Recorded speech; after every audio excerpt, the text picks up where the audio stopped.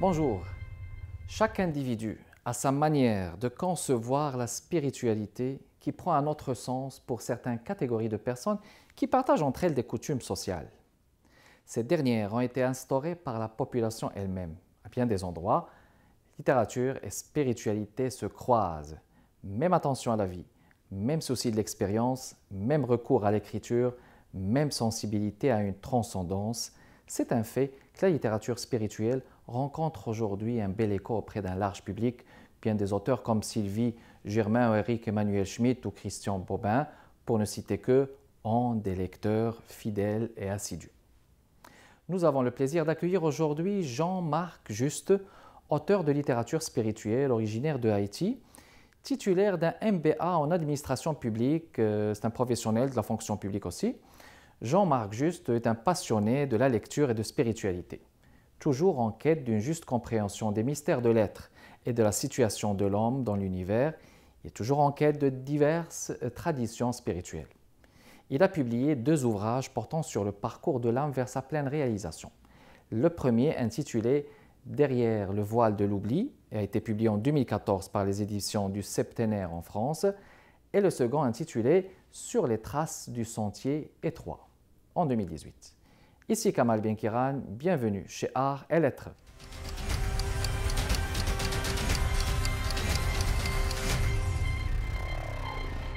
Monsieur Jean-Marc, bonjour et bonjour, je vous souhaite la bienvenue chez Art et Lettres. C'est un plaisir de vous accueillir parce que je pense que c'est la première fois qu'on reçoit quelqu'un qui écrit dans le domaine des spiritualités, la littérature des spiritualités. Comment est-ce que vous définirez la littérature des spiritualités par vos propres mots? Avant tout, Kamal, je te remercie pour l'invitation. Plaisir. Je remercie tous ceux qui vont écouter cette émission. En fait, la spiritualité, c'est ce qui a toujours interpellé l'homme dans son essence, dans ses profondeurs. Parce que dans la vie ordinaire, on se contente de la survie. Donc, à un certain moment, il se pose ce questionnement philosophique, à savoir, c'est quoi le sens de la vie? Oui. D'où est-ce que nous venons? Où est-ce que nous allons? Donc, c'est des questions existentielles. Des questions existentielles. Et à partir de cette question existentielle, c'est une porte ouverte sur diverses dimensions. Donc, c'est là que commence la quête de la compréhension des mystères de la vie. Donc, c'est une quête, comme vous dites, de la compréhension des mystères, des énigmes de la vie, pour trouver une réponse. Oui. Mais est-ce qu'il est évident de trouver une réponse, selon vous? Dans la mesure où on se retourne vers soi, vers le cœur de l'être, là, il y a possibilité de trouver des réponses. Et les réponses ne sont jamais absolues parce que c'est une quête éternelle. Donc, au fur et à mesure qu'on découvre, on se rend compte qu'on chemine de merveille en merveille. On découvre des choses, on est émerveillé. Des fois, parvenir à cette connaissance, ça peut être éprouvant, ça peut être douloureux. Mais au fond, quand on s'assoit, on prend du recul pour voir ce qu'on a découvert, on dit que ça valait la peine. Ça valait la peine, oui. Parce que la méditation, j'imagine bien aussi que ça joue un rôle très important. Définitivement. Pour approfondir les questions aussi. Oui, parce qu'avec la méditation, ça permet de se retourner sur soi-même et de questionner les merveilles de l'univers. Très bien. Vous avez questionné diverses traditions, peut-être à travers vos livres, on va en parler dans les prochaines minutes. Vous avez questionné des traditions spirituelles. En quoi ces traditions spirituelles, par exemple, et ces valeurs peuvent aider à contrer les obstacles qu'on vit chaque jour?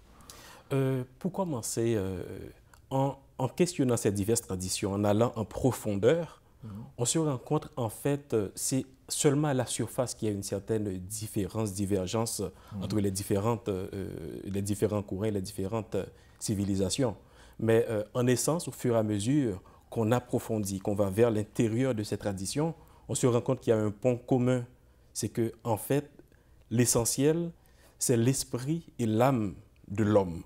Donc, une fois qu'on aura atteint cette dimension de l'être, on se rend compte, en fait, que tous les êtres sont des frères et des sœurs. Oui, des êtres humains. Donc vous parlez d'atteindre une nirvana.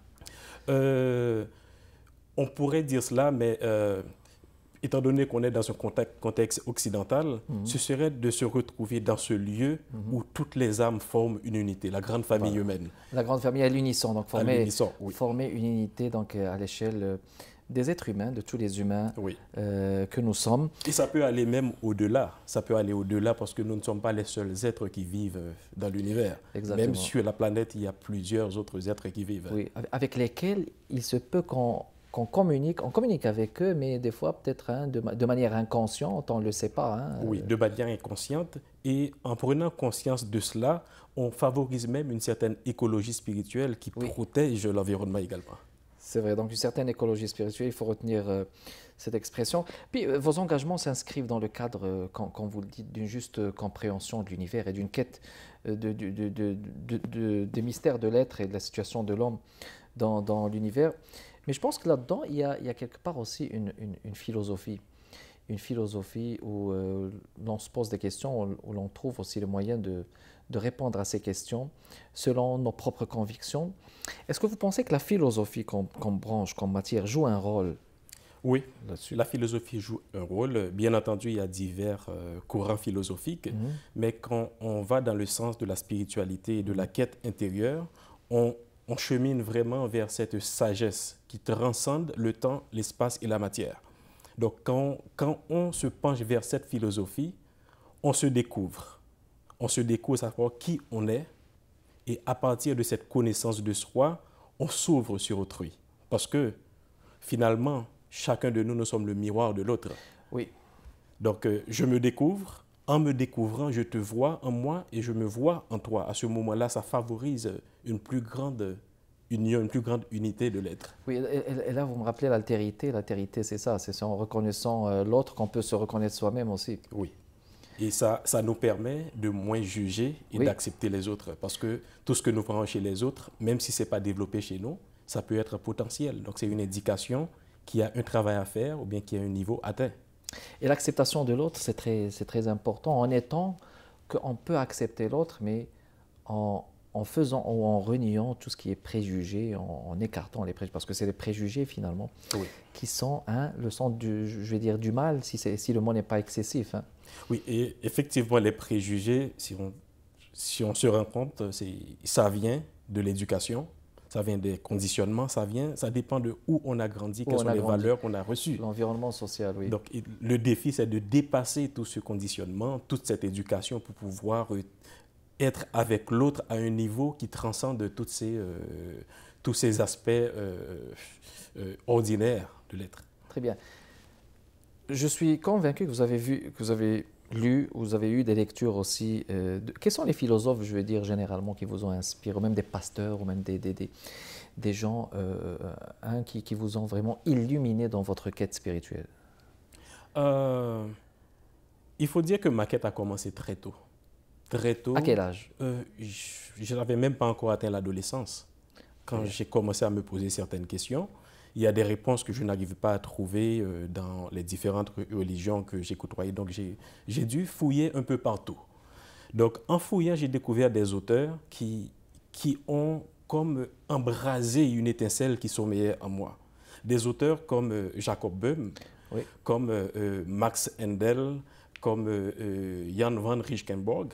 Ce sont des auteurs qui ont éveillé quelque chose qui était en moi, mais dont je n'étais pas nécessairement conscient. Et c'est ça toute la logique de la quête spirituelle.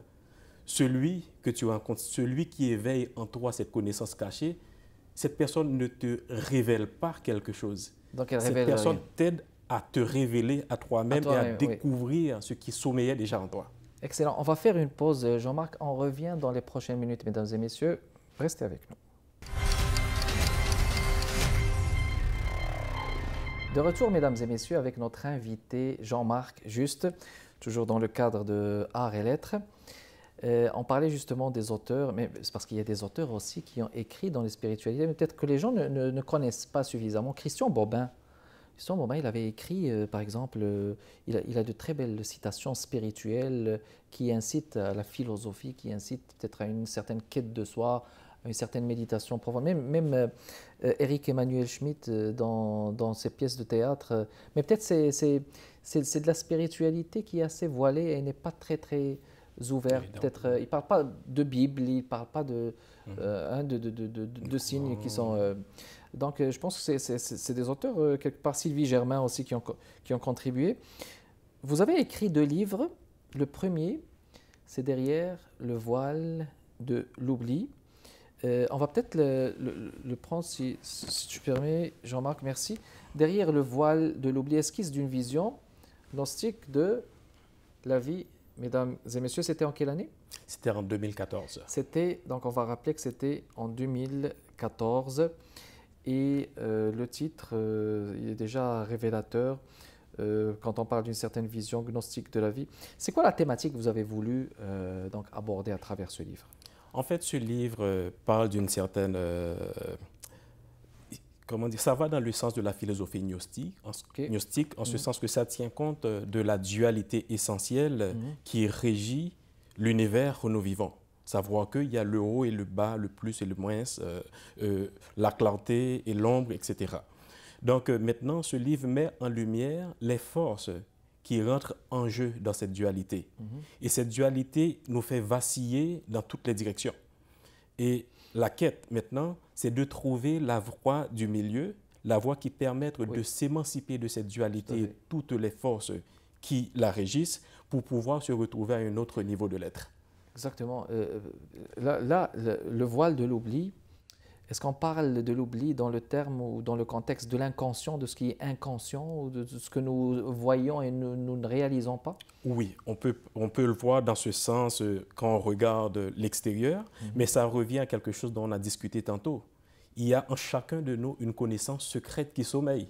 Exactement. Donc, c'est comme si à notre naissance, on est avec l'oubli de qui nous sommes et ce que nous portons en nous. Donc, c'est comme s'il y a un voile qui nous empêche de réaliser qui nous sommes et ce que nous devons faire. Et donc, je pense, oui, c'est ce que vous mentionnez. Il y est révélé le sentier initiatique, gnostique chrétien, qui conduit le candidat du royaume des ténèbres aux splendeurs du plérum. Ce dernier est désigné par plénitude lumineuse des dimensions internes et constitue le royaume de la lumière, le royaume de Dieu. C'est l'aboutissement. Oui, c'est l'aboutissement. Donc, je parle de plérum parce que c'est une terminologie typiquement gnostique, mais en fait, ça fait référence au royaume de Dieu. C'est un royaume de lumière. C'est un royaume de lumière. Donc, la quête, l'initiation dont il est question, c'est de cheminer du monde où nous vivons vers ce royaume. Non pas que le monde où nous vivons soit fondamentalement mauvais, mais tout simplement, le monde où nous vivons, c'est comme une école. Il faut traverser les différentes classes pour pouvoir accéder à ce royaume. Donc, il y a des étapes à traverser. Hein? Oui. Jean-Marc, je vous invite à nous lire un extrait, si vous le voulez bien. Avec plaisir. Peut-être pour le partage avec nos téléspectatrices et téléspectateurs. OK. Alors, c'est à vous. Derrière le voile de l'oubli, mesdames et messieurs, Jean-Marc Juste. D'accord, je vais vous lire 2 paragraphes de l'épilogue. Très bien. Scrute l'espace dans lequel tu chemines. Sonde ce qui s'offre à tes pouvoirs de perception. Ensuite, plonge-toi sincèrement au tréfonds de ton existence, si tu en es capable et si tu acceptes d'oser. Confronte ce que tu perçois avec ce qui semble vouloir émerger de ce bouillonnement intérieur. Applique-toi à t'élever au-dessus de cette peur qui te ronge sournoisement les entrailles et t'empêche de réaliser en quoi consiste ta vocation. Réalise avec conviction qu'au-delà des nuages, parfois sombres et menaçants, ou parfois éclatants de blancheur et de beauté, recouvrant l'horizon de ton existence de leur voile mystérieux, il y a au tréfonds de ton cœur, au centre de ta sphère, un soleil irradiant, une lumière invincible qui répand invariablement et inlassablement sa force et son rayonnement.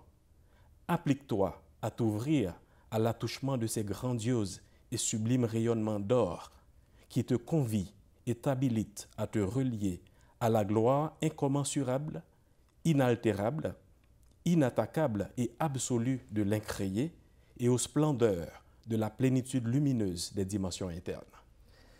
Donc là, moi, je réalise que ce n'est pas nécessairement des injonctions, mais c'est comme une incitation peut-être à pénétrer le monde mystique, Exactement. et à peut-être découvrir les lumières qui se cachent.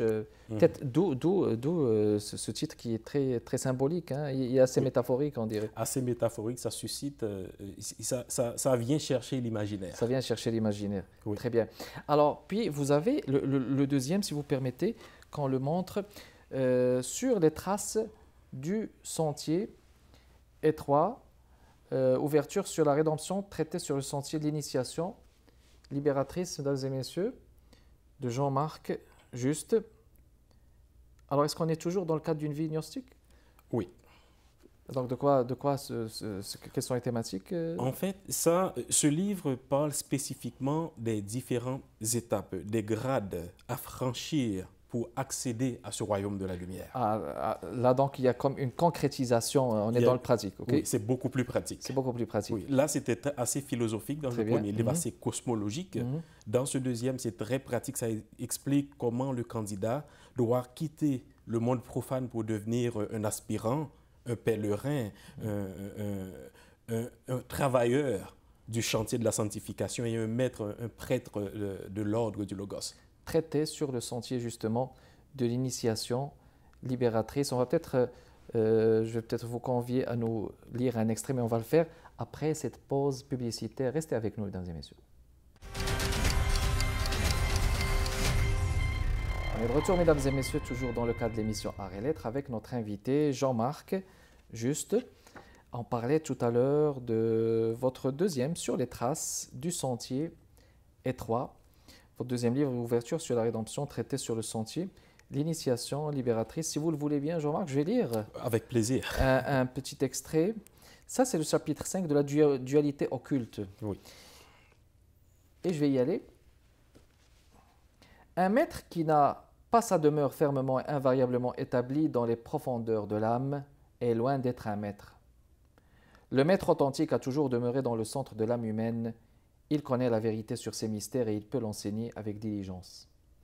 Car son domaine originel transcende les aléas des existences qui surgissent et s'éteignent entre les naissances et les trépas et entre les trépas et les naissances. Tel est le maître intérieur authentique qui attend que l'homme terrestre renonce à ses lubies pour se consacrer à la vérité qui sous-tend son surgissement.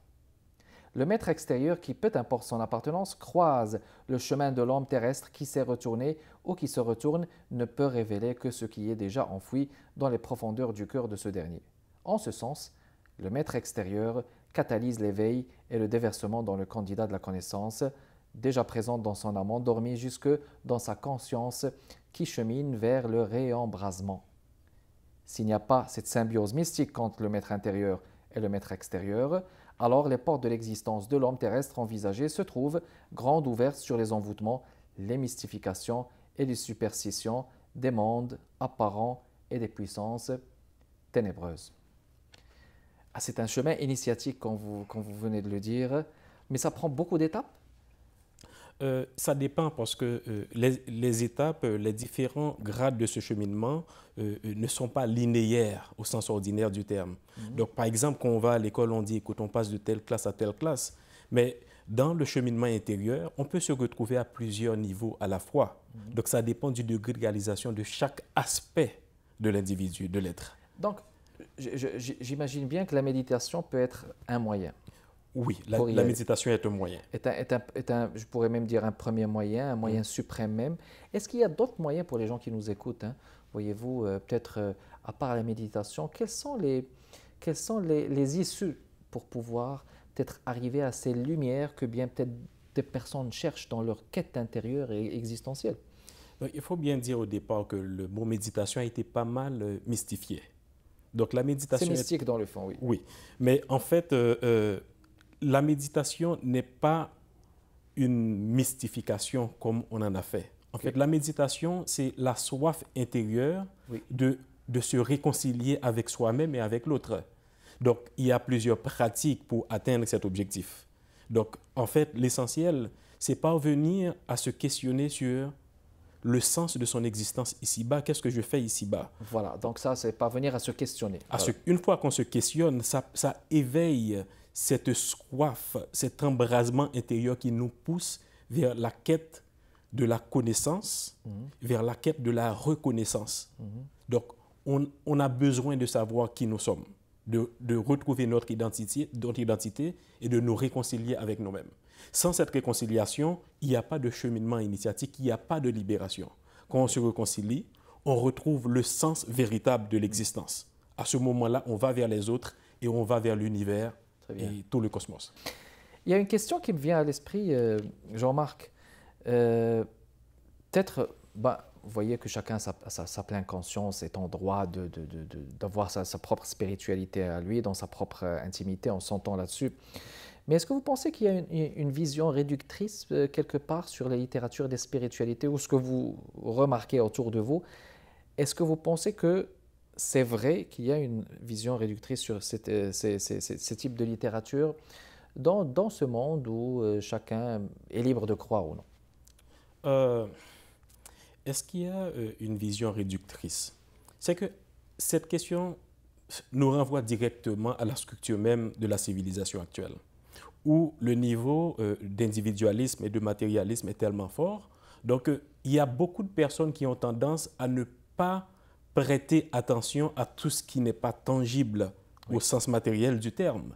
Mais ce que j'ai pu constater, et ça devient de plus en plus évident, il y a de plus en plus de personnes qui se posent ces questions, plus qu'on s'en doute.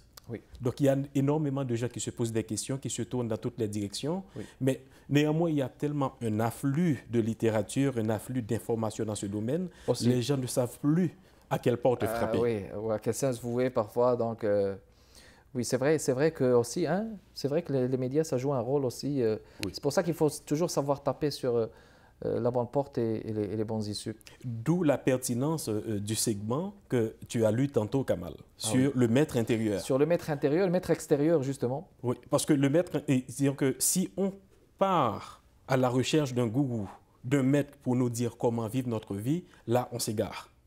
Donc, il faut d'abord se retourner vers soi-même et il faut que la quête soit sincère. Oui, s'il n'y a pas de sincérité. S'il n'y a pas de sincérité, on va se perdre. Oui. Cette sincérité, c'est comme une protection.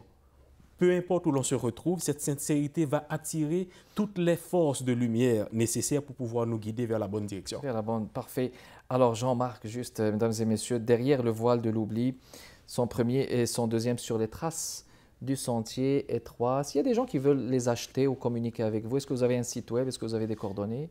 Pour le deuxième livre sur les traces du sentier étroit, c'est disponible sur Amazon, sur tous les sites Amazon du monde, France, Canada, États-Unis. Donc, juste sur Google, Jean-Marc, juste Amazon, on trouverait donc vos deux livres Non, celui-ci, sur les traces du sentier étroit. Pour le premier, derrière le voile de l'oubli, donc on peut le trouver sur Amazon FR, Amazon.fr, ou bien le commander chez l'éditeur, c'est les éditions du Septénaire. Merci beaucoup d'avoir accepté notre invitation, Jean-Marc Juste. C'est un plaisir de vous recevoir. C'était tout le temps qu'on avait pour cet épisode de l'émission Arrêt Lettres, mesdames et messieurs. Kamal Benkiran avec vous. Portez-vous bien. À la prochaine.